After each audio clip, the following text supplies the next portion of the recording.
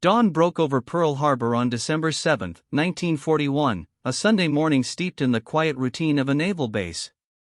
8 mighty U.S. Navy battleships, the very backbone of American naval power, lay moored side by side along Battleship Row. These behemoths, symbols of national strength, represented a significant portion of the Pacific Fleet. No one could foresee that in mere moments, this tranquil scene would erupt into a maelstrom of fire and steel, forever altering their destinies and igniting America's entry into World War II. At 7:48 a.m. Hawaiian time, the tranquility shattered. Waves of Japanese aircraft, launched from distant carriers, descended upon Pearl Harbor without warning. Torpedo bombers aimed for the battleships, shallow-running torpedoes slicing through the water, followed by dive bombers dropping armor-piercing bombs. The attack was swift, brutal, and devastatingly effective. Within hours, the Pacific Fleet was crippled, and the course of world history irrevocably changed. The fate of those 8 battleships, once considered invincible, hung in the balance. The USS Arizona was perhaps the most tragic casualty. Moored on the inner side of Battleship Row, she was hit by several bombs. One, an armor-piercing bomb, penetrated her decks near the forward magazine. The resulting explosion was catastrophic, ripping the ship apart and igniting a blaze that burned for days. The Arizona sank quickly, taking 1,177 of her crew to their deaths. She was deemed a total loss, her twisted superstructure remaining visible above the water, a permanent tomb for those lost.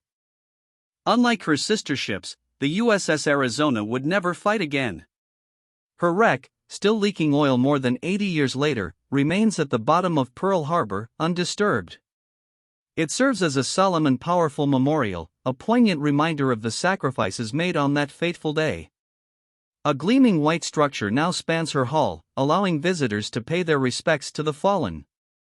The Arizona's fate became a symbol of the attack itself, a permanent wound in the nation's memory. Also moored on Battleship Row, the USS Oklahoma suffered a brutal and swift demise. Struck by at least 9 torpedoes in quick succession, she began to list violently.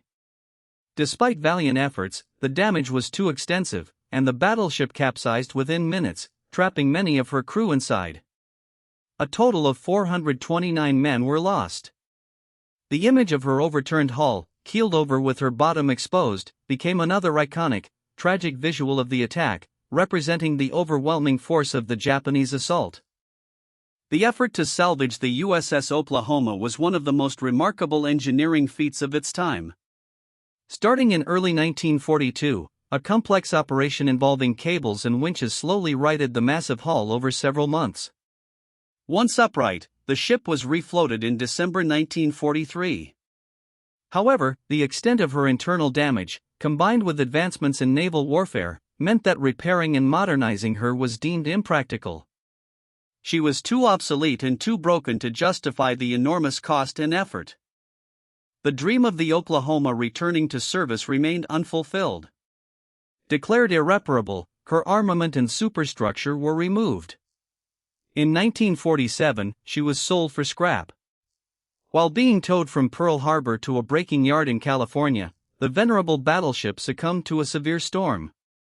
She sank approximately 500 miles northeast of Hawaii, finally resting at the bottom of the Pacific, completing her long, tragic journey from the attack to her final, silent grave at sea. The USS California, like many others, was struck by torpedoes and bombs, leading to extensive flooding. Despite valiant damage control efforts, she slowly settled to the bottom of the harbor, coming to rest in the mud with a list to port. Over 100 of her crew perished in the attack. Her sinking was a grim testament to the overwhelming power of the initial assault.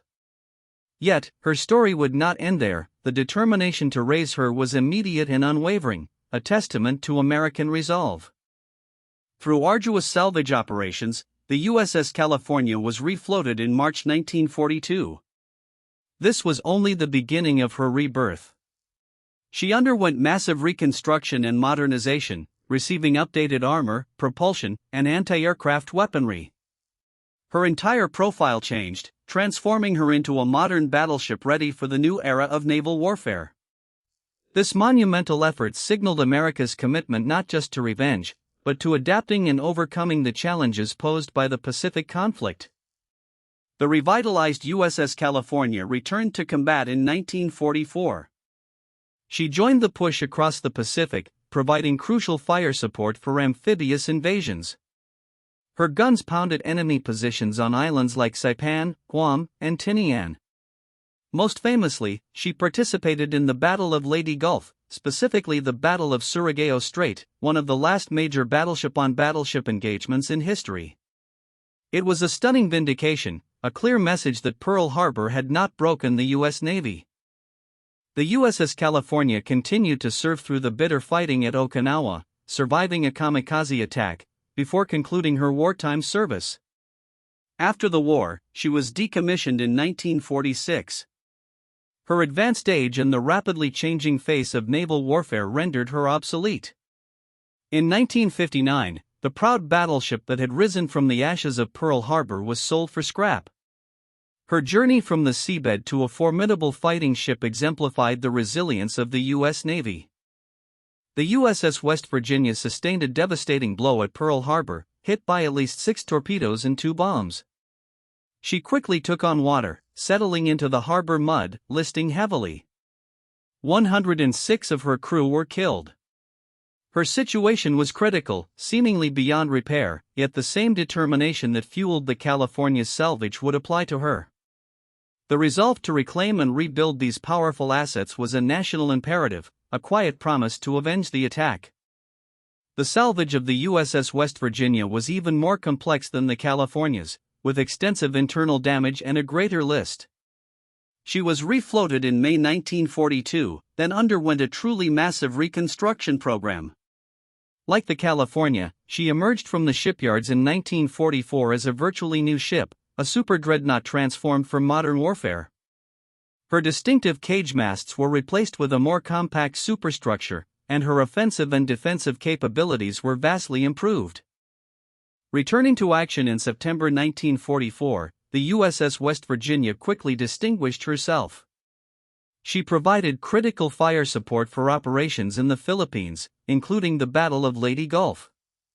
In the Battle of Surigao Strait, she was part of the battle line that exacted retribution on the Japanese fleet. Later, she supported the invasions of Iwo Jima and Okinawa. Her resurgence from the depths of Pearl Harbor to the forefront of battle was a potent symbol of American resilience. The West Virginia concluded her wartime service assisting with the occupation of Japan, a stark contrast to her near destruction 4 years prior. She was decommissioned in 1947, her long and storied career coming to an end. Like her sister ships, the cost of maintaining and operating these aging giants, coupled with the rapid evolution of naval technology, led to her being placed in reserve. Ultimately, the USS West Virginia was sold for scrap in 1959, ending her remarkable journey. The USS Nevada was unique among the battleships that day. Although hit by a torpedo and several bombs, she managed to get underway. Her captain's courageous decision to attempt to escape the harbor, rather than stay moored to be sunk, drew concentrated fire. To prevent her from sinking in the channel and blocking vital access, she was deliberately run aground off Hospital Point. 60 of her crew were lost, but her dramatic attempt to escape became one of the defining moments of the attack. The USS Nevada was refloated in early 1942. After temporary repairs at Pearl Harbor, she sailed to the West Coast for extensive reconstruction. Like the California and West Virginia, she was thoroughly modernized, receiving a completely new superstructure, updated armament, and enhanced anti-aircraft defenses. She emerged from the shipyards in 1943, a formidable, battle-hardened warship ready to join the fight, a testament to the immense industrial capacity of the United States. Remarkably, the USS Nevada served in both the European and Pacific theaters. In 1944, she provided crucial naval gunfire support during the D-Day landings in Normandy and the invasion of southern France.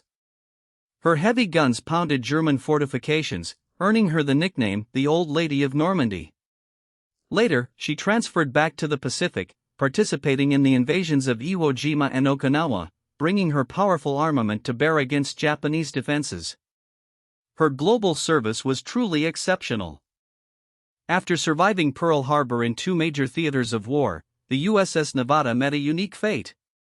Decommissioned in 1946, she was used as a target ship for the Bikini Atoll atomic bomb tests in 1946, Operation Crossroads, Test Sable and Baker. Despite being hit by an atomic blast, she astonishingly remained afloat, a testament to her robust construction. Severely damaged and radioactive, she was finally sunk by naval gunfire and aerial torpedoes during target practice in 1948. The USS Pennsylvania, flagship of the Pacific Fleet, was in dry dock at the time of the attack, a stroke of luck that shielded her from torpedoes. However, she was not spared entirely. Japanese dive bombers targeted the dry dock area, and the Pennsylvania was hit by one bomb and strafed by aircraft. 9 of her crew were killed. While this damage was minor compared to the other battleships, it underscored the widespread nature of the attack and the vulnerability of even those in supposed safety. Due to her relatively minor damage, the USS Pennsylvania was able to undergo repairs at Pearl Harbor itself. She was swiftly returned to service in early 1942, making her one of the first battleships to rejoin the fleet. This rapid turnaround demonstrated the U.S. Navy's immediate efforts to recover and retaliate. Her prompt return was crucial for morale and for the burgeoning Pacific campaign, offering a powerful symbol that the fleet was not truly broken. The USS Pennsylvania served with distinction throughout the war. She participated in the Aleutian Islands campaign, then moved south to provide fire support for numerous amphibious landings across the Pacific, including Leyte Gulf, Iwo Jima, and Okinawa. Her heavy guns proved invaluable in softening up enemy defenses. Like the Nevada, she also participated in the Bikini Atoll atomic bomb tests, suffering significant damage but surviving both blasts.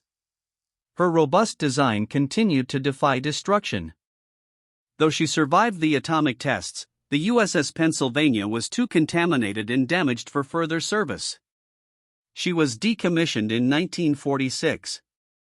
Unlike the Nevada, she was not suitable for further target practice.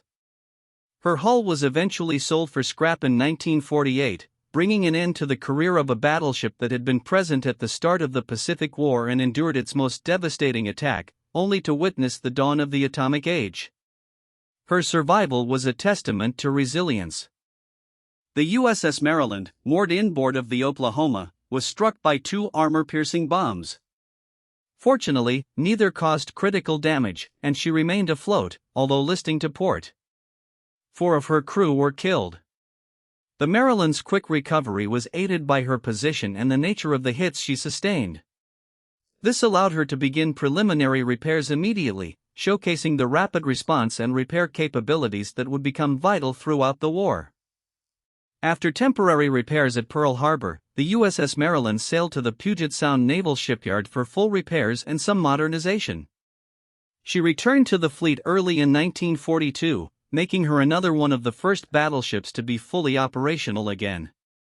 Her early return was critical for the morale of the fleet and contributed to early engagements, including providing distant cover during the crucial Battle of Midway.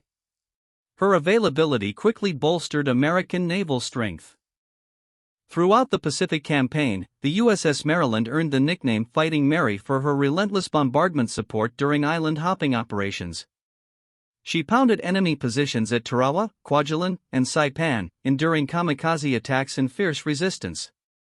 She also participated in the Battle of Leyte Gulf, specifically the Battle of Surigao Strait, once again demonstrating the enduring power of the battleship in close-range engagements.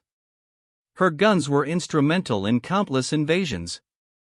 The USS Maryland continued to serve through the end of the war, including the difficult campaign at Okinawa. After VJ Day, she participated in Operation Magic Carpet, transporting troops home.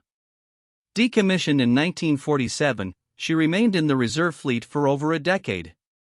In 1959, the resilient battleship was finally sold for scrap.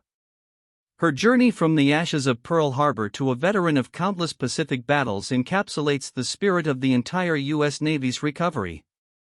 Moored inboard of the West Virginia, the USS Tennessee was struck by 2 bombs, but these caused relatively minor damage compared to her sister ships. Critically, fires from the burning Arizona and West Virginia caused more extensive damage to her stern. 5 of her crew were lost. Trapped between the sunken Arizona and the quay, her escape was initially impossible, highlighting the chaotic and deadly conditions that day in Battleship Row. After temporary repairs at Pearl Harbor to free her from the entanglement, the USS Tennessee sailed to the West Coast for a major overhaul and modernization, similar to California and West Virginia. She returned to combat in early 1942, boasting a much improved superstructure, updated fire control, and a formidable array of anti-aircraft guns. Her rapid transformation was crucial, not only for the tactical advantage but also for demonstrating America's rapid response capabilities. The USS Tennessee became a workhorse in the Pacific, providing crucial shore bombardment for nearly every major amphibious assault.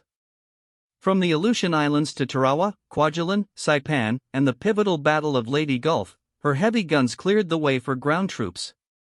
She further distinguished herself at Iwo Jima and Okinawa, enduring repeated kamikaze attacks. Her consistent presence and overwhelming firepower made her a vital component of the Allied advance across the Pacific. After a relentless war, the USS Tennessee participated in the occupation of Japan and then Operation Magic Carpet, bringing veterans home. She was decommissioned in 1947 and placed in the reserve fleet, her long and active service coming to a close. Despite her extensive modernization, the advent of aircraft carriers and nuclear weapons had rendered the traditional battleship largely obsolete. In 1959, the USS Tennessee was sold for scrap, completing the cycle of destruction, rebirth, and eventual retirement. The attack on Pearl Harbor presented a clear divide in the fates of the battleships. Some, like the Arizona and Oklahoma, were damaged beyond repair or simply too extensively destroyed to be economically viable for reconstruction given the changing nature of naval warfare. Their stories became powerful memorials and reminders of the cost of war. They serve as poignant symbols of the attack's initial devastation, their sacrifice a stark lesson. Yet, the majority, 6 out of 8, were salvaged, rebuilt, and modernized. This Herculean effort transformed them into formidable fighting machines, returning to the very waters where they were nearly destroyed to exact vengeance. Their resurgence became a powerful symbol of American industrial might, technological ingenuity, and unwavering resolve. They proved that even in the face of catastrophic defeat, the spirit of the U.S. Navy could not be broken. The meticulous process of salvage, repair, and modernization for these battleships was not just about restoring ships, it was about restoring national confidence. Each refit represented countless hours of labor, immense financial investment, and a firm belief in the eventual triumph. The ships that emerged from the shipyards were stronger, faster, and better armed, ready to face a new kind of war in the vast expanse of the Pacific. By the war's end, the role of the battleship had diminished, overshadowed by the rise of aircraft carriers. Despite their valiant service and incredible transformations, most of the Pearl Harbor survivors were decommissioned within a few years of victory. Their immense operational costs and vulnerability to air power made them less relevant in the Cold War era. Their fates were sealed not by enemy fire, but by the relentless march of technological progress. Today, the USS Arizona Memorial stands as a powerful testament to the sacrifice of Pearl Harbor. But the stories of all 8 battleships, those that perished and those that fought on, form a collective narrative of profound resilience. Their journey from the devastation of December 7, 1941, to their ultimate fates, embodies the spirit of a nation united in adversity, demonstrating that even from the depths of despair, hope and determination can rise to shape victory.